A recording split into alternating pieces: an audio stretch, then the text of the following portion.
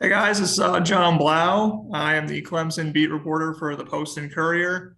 This is our weekly countdown to kickoff feature where we kind of preview the upcoming game, talk to a special guest. This week it's Tim Bouret, who is the longtime sports information director at Clemson, was the football guy for a really, really long time.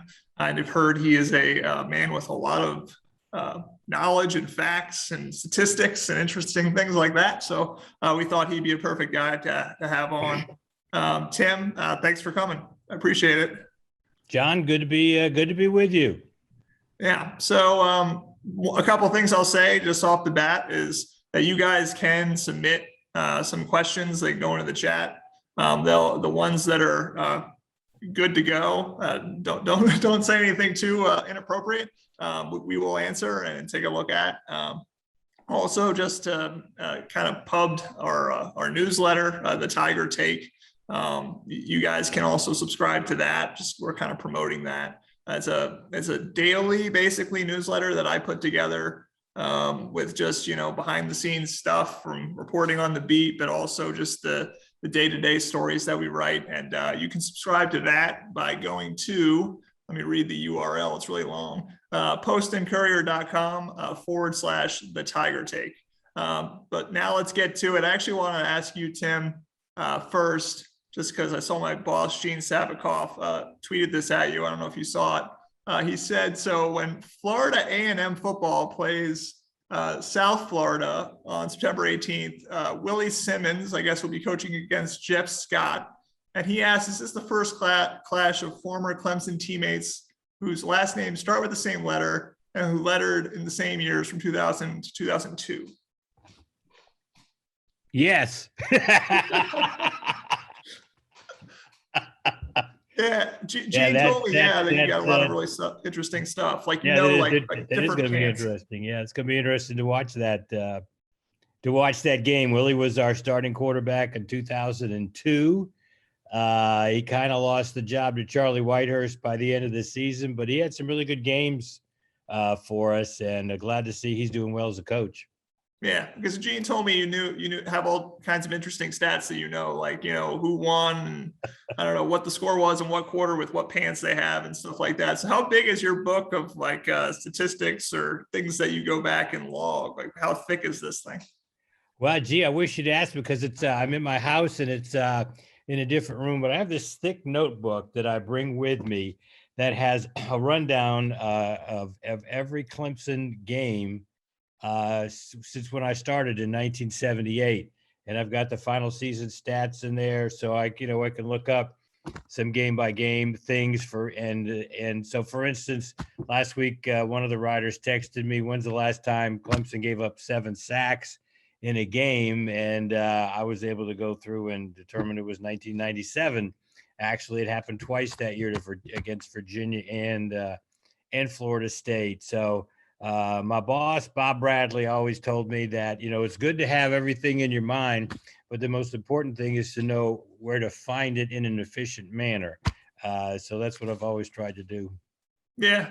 Another interesting thing, since we are going to the South Carolina State game, it's interesting for multiple reasons. A, obviously, Georgia was a little depressing for everyone last week, and this is the game to get past that. Also, it's the home opener. So the first time in a while, the fans have been able to fill Death Valley. So that will be an interesting experience to see the rubbing of the rock, running down the hill, all that with fans in attendance. But also CJ Spiller at halftime will be honored for being inducted into the College Football Hall of Fame.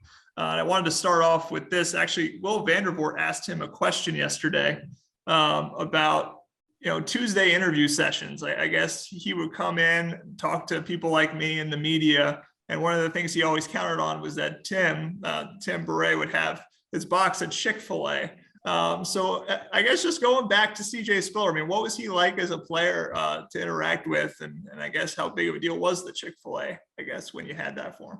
Yeah, CJ was, one of my favorite players, and I'm thrilled that he's back on staff. When I retired and had a dinner for me in 2019, he was the player that spoke at the dinner, representing all the former players that I worked with, and he was just a wonderful guy as a player. He got it when it came to the importance of the media, whether we won or lost. He was going to represent the team.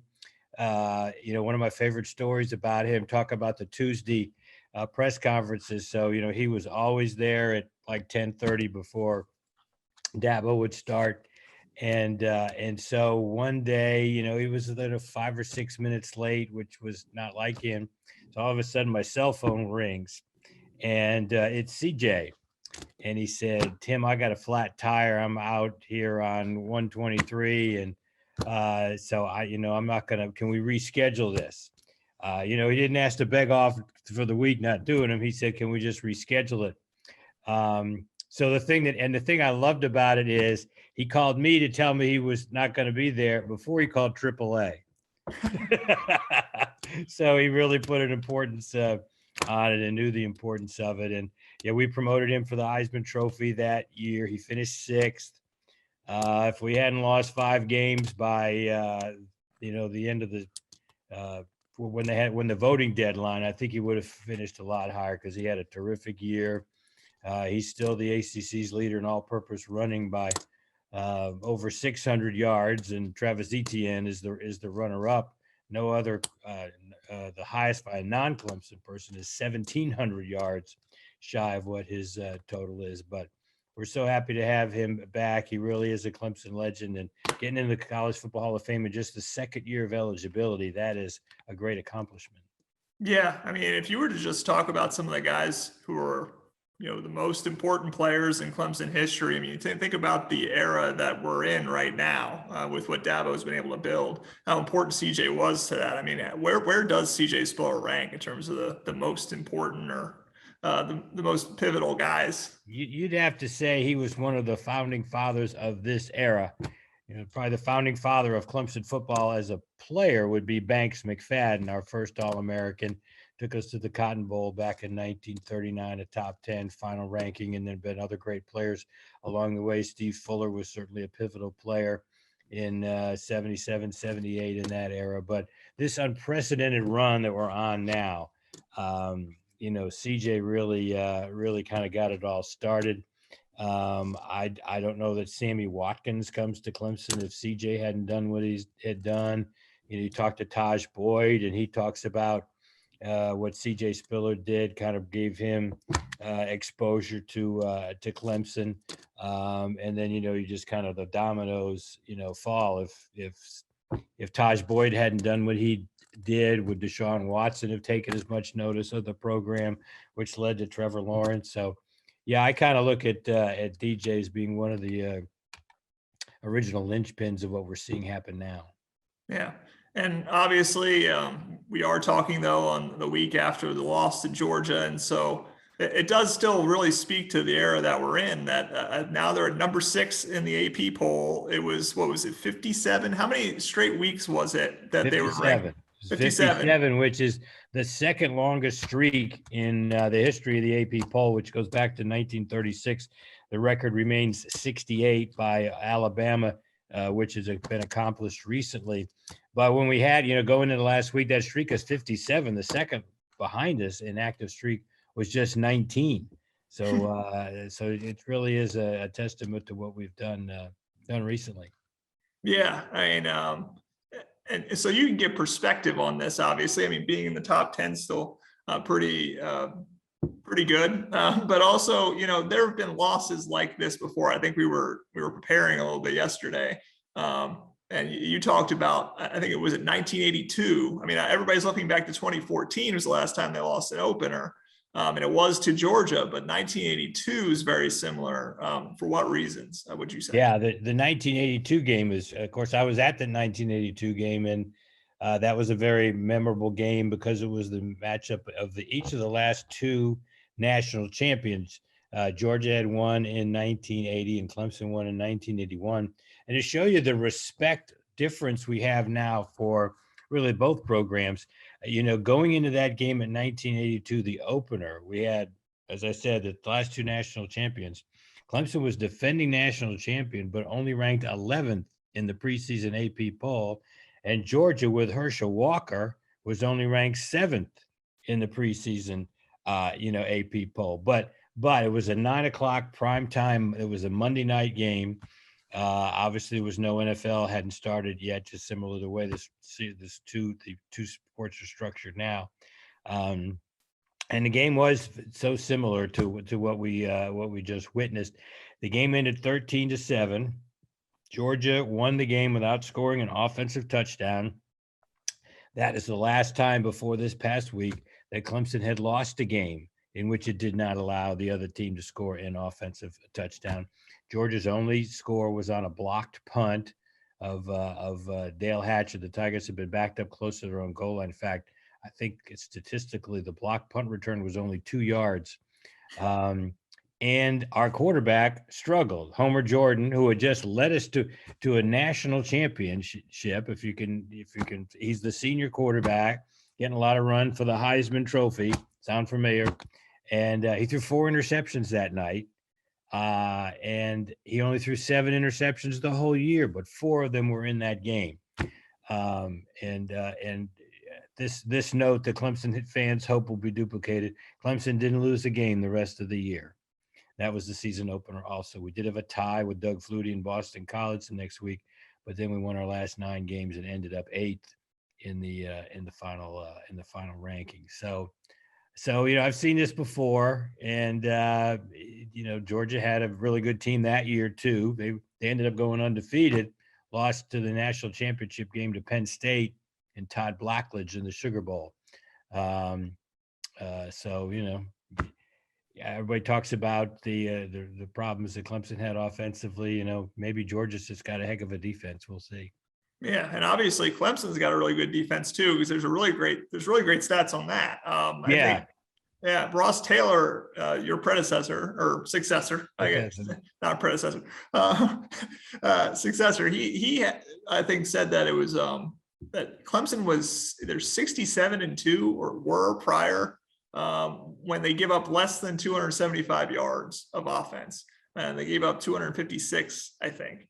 So it's a very rare occasion when you play that well defensively and don't win. I think you had a couple of stats on that as well. Yeah, actually, I went back through the final stats of the last few years, and if you go through a season allowing only 256 yards a game, you would lead the country each of the last 4 years in total defense. So that put a little bit in perspective of what we did. And obviously we were playing against a good team. Now, Georgia did have some of their players out, but then again, we had 2 of our starting defensive guys out also. And so I look for, Georgia to be a pretty good team down the road. But yeah, it is rare to have that kind of a defensive effort. Somebody asked me the last time there was a game involving top 5 teams that played each other and neither team scored an offensive touchdown. The only one I could think of was the 0-0 tie between Notre Dame and Army in 1946, when Notre Dame was number 1 and Army was number 2, and it ended up a 0-0 tie. That's the only. I'm sure there's probably been another one, but that's the only one I could think of. Yeah. So what do you think we actually learned from the Georgia game then? Again, like 2 really great defenses. Clemson fans, obviously very passionate, want to see the offense play better than it did. Dabo Sweeney talking this week it's a confluence of things. I mean, it's a whole bunch of things. I mean, obviously DJ didn't look great. The offensive line didn't look great at times. I mean, there wasn't much opportunity for the running backs to get going because they're trying to get DJ into a rhythm. From your chair, I guess, watching it, what did it seem like wasn't quite right, but are there things in what wasn't right that makes you think that it could be right, I guess, shortly, I guess? Well, yeah, it's tough. I'm sure the coaches have evaluated everything with a fine tooth comb. You look at the 7 sacks and you say, well, how many of those were on the offensive line? How many were those on DJ? And how many were the result of very good coverage in the Georgia secondary? Now, I will say this. One thing that was talked about a good bit before the game, but hasn't been talked about much since, was the impact of Darian Kendrick. You know, there was a reason why coaches would never let their athletic directors allow a player to transfer and then play against them throughout the rest of their career. You remember. Now, of course, that is all changed. Everybody can transfer on a whim, and so this was kind of a perfect storm in that. So you got a guy who started for Clemson and Darian Kendrick the previous year, went against all of your receivers who caught a pass in that game were veterans. There were no guys playing their first game that he would not have defended against. Added to the fact that Kendrick played offense his first 2 years, so he sat in all those offensive meetings with Tony Elliott. So you still got both coordinators, that are involved. So it would be very easy for him to give a really good scouting report on the tendencies of those receivers. We might have been better off having a couple of those freshmen play in the game that they had never seen before. And Kendrick used to live with Ross, so he obviously knows what he likes to do and what he doesn't like to do. I'm sure they talked about it in their room. And nothing against Darian if he did give a great scouting report. I mean, that's what he should do. He plays for Georgia now, so that's totally understood. But I think you'll come to the end of the season and you'll see that Ross had his fewest yards by a good bit in this game against Georgia. I tend to think Kendrick might have had something to do with it. Yeah, and obviously Justin Ross is playing in his first game in Right. almost 2 years because of his neck spinal issue. The offensive line's got a lot of moving pieces. I mean, you got a left tackle that was playing at right tackle last season. You have a center that was playing at left guard. You have a left guard who's a freshman, Marcus Tate. You've got a lot of moving pieces there. And obviously DJ, he was so calm and cool and collected in that Notre Dame game and that Boston College game. I think the expectations were just so high for what he could do. And again, it's not all his fault because some of it's the offensive line. Some receivers were running wrong routes. I mean, Tony Elliott, I think, admitted he even sent in the wrong play call once in a situation. But DJ is also playing in front of 70, 80,000 people for the first time in his life, probably. I mean, I know there's big crowds in California football, but I don't know if it's quite like that. So there's just this confluence of factors, a perfect storm. I guess when we go into South Carolina State now, I think people will describe these types of games as you're working on yourself. I mean, obviously the competition difference is the level of talent difference is just going to be what it is. Obviously, Clemson has a good relationship with South Carolina State. Buddy Pugh, Dabo Sweeney has a lot of respect for him. But what do you want to see kind of worked on? Or what would make you feel better, I guess, about where Clemson is heading, I guess, coming out of the Georgia game and then going on into this season now in this game? Yeah, I probably should also mention Tony Elliott got his start in coaching under Right. Buddy Pugh at South Carolina State also. So that is even something that enhances the relationship. Obviously, you would like to see Clemson be able to run the ball more, effectively.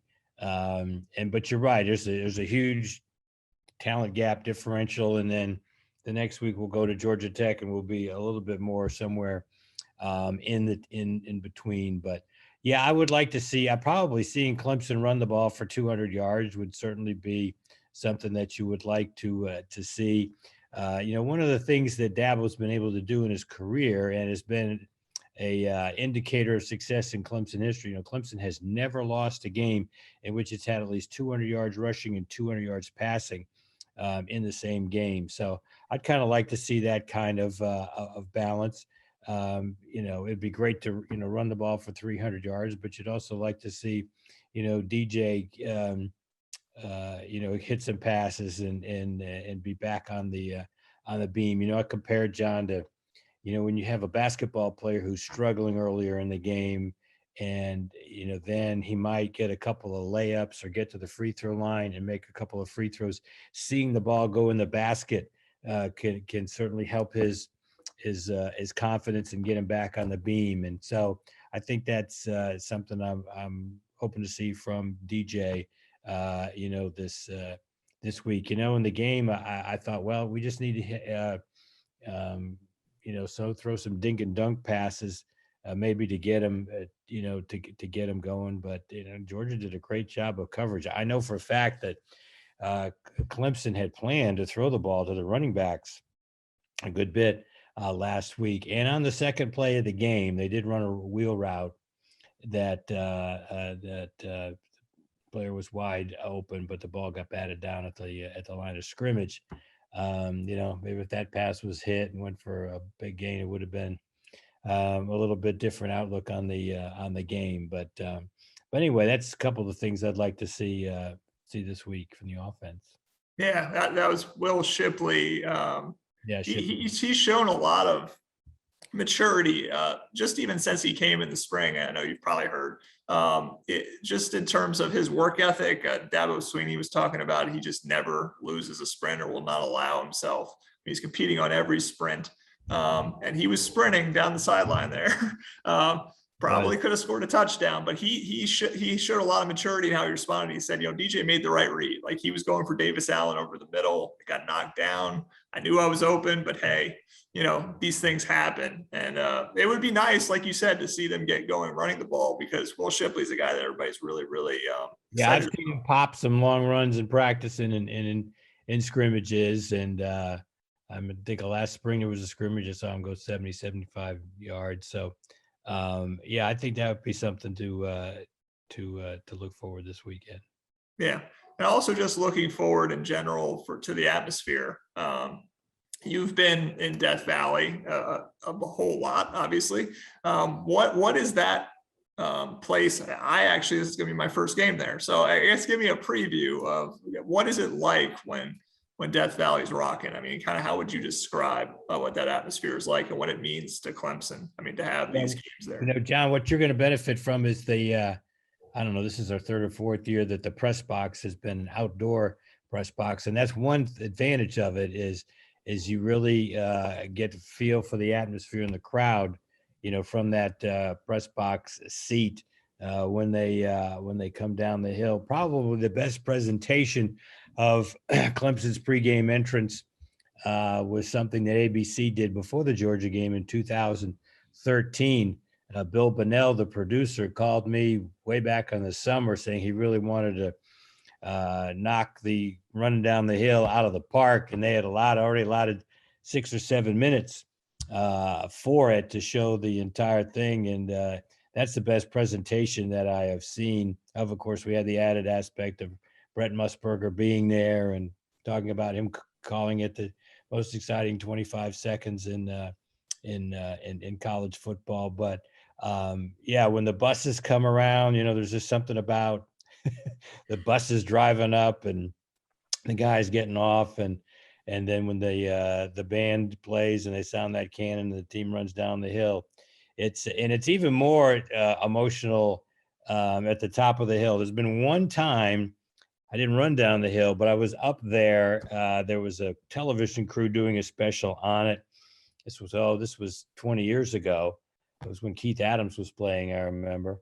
And so I was actually up there with the crew when the team got off the bus. And boy, it's even more, you can cut the atmosphere with a knife, up there from the top of the hill, and you look out and see all these people. It's pretty amazing.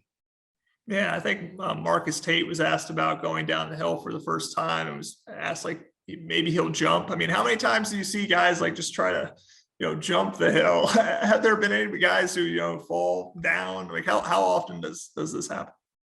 There have been. There's only been one serious injury in 2000, since I've been around. 2003. We had a player who, his name escapes me. He was the holder, and so he tore his ACL, and he was in bad shape. They actually drove. They drove the cart or whatever. It wasn't an ambulance, but it was a cart, and had to take him off on the stretcher. Delayed the start of the game. That was the 2003 Virginia game. That was probably the most serious accident that I remember. I mean, there's been other guys who have fallen. A couple of guys were accused of doing it on purpose so they could get on Sports Center. Our trainer, our old former trainer, Fred Hoover, wonderful guy, was our trainer from 1958 to 1998. He ran down the hill with the team every time, must have been 200 times. And he only fell one time in 40 years. So it is kind of steep though. And if it's been raining, you got to be careful coming down that hill. Now, Dabo, of course, he just takes off like a ball of fire. You'll notice one thing for you to notice that he leads the team anyway. And then when he gets down to the bottom of the hill, he sprints up to the 50-yard line. So watch for that on Saturday. Yeah, I guess he really gets a running start, I guess, going he down. Does. That's true. Yeah, it's easy to get a running start now. You just have to avoid the photographers at the goalpost at the bottom of the hill. Oh, that's got to be a dangerous job standing there. If you get ran over by somebody, it's a lot of impact, a lot of force. But I guess just to, again, contrast it in terms of what this means. Last year, I mean, when there were, only a percentage of the crowd there that running down the hill, all that. I mean, was it eerie? And I mean, how much does it mean to have that back at full throat, I guess, this season? Yeah, now we did have 17,000 fans per game. Dan Radakovich and his staff did a great job of spreading out seats and being social distanced last year and working it so you could get it. So I think we had the second largest average home attendance last year, but so there was some noise, but it was like a spring game. It wasn't what you normally hear. I felt so bad for the guys who were in there last year. I felt bad for Trevor Lawrence, which is when we knew it was going to be his final home game. And, it just wasn't the same. Like I said, there were some people there, but yeah, certainly looking forward to that. I think all Clemson fans are, we still have to be careful with COVID and all those types of things. I want to make sure everybody knows that at least the first two games, I wouldn't be a bit surprised if it was the whole season, that the fans won't be allowed to go on the field at the end of the game, at least for this week in the Georgia Tech game. And so that's a little bit of a tradition that'll be put on hold for a while. Yeah, it's called Gathering at the Paw. Gathering at the Paw, yes. Right. So yeah, and remember, I guess this is another thing to remember. You don't have to wear your mask outdoors, but if you're in an indoor area, if you're going to be in an indoor area, you have to have a mask. The universities extended that through October 8th, I think. Obviously, the press box, people like me, we're definitely going to have to wear masks. But yeah, you just that's an interesting question, though. It is an open air press box, so I would wear a mask anyway, but because I'm working the Ryder Cup for NBC in a couple of weeks, and I don't want to do anything to mess that up. So I'm going to be pretty vigilant about wearing a mask. Right now, it makes sense. You don't want to get it yourself. You don't want to give it to somebody else, and that's part of the whole the protocols. They don't want gathering at the Paw, and then players are out, and causes all kinds of issues. So. Yeah, no, it's been a great conversation, Tim. Is there anything else you want to add? We're coming to the end here. No, I just enjoyed being with you, and I guess my overall attitude is, it's a long season.